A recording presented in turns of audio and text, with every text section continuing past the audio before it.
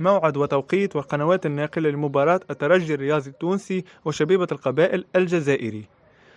يواجه نادي الترجي الرياضي نظيره نادي شبيبة القبائل في ذهاب ربع نهائي دوري أبطال إفريقيا 2023. وكان نادي الترجي قد وصل إلى ربع النهائي بعد تصدره للمجموعة ب11 نقطة، بينما وصل شبيبة القبائل لربع النهائي بعد احتلاله للمركز الثاني ب10 نقاط.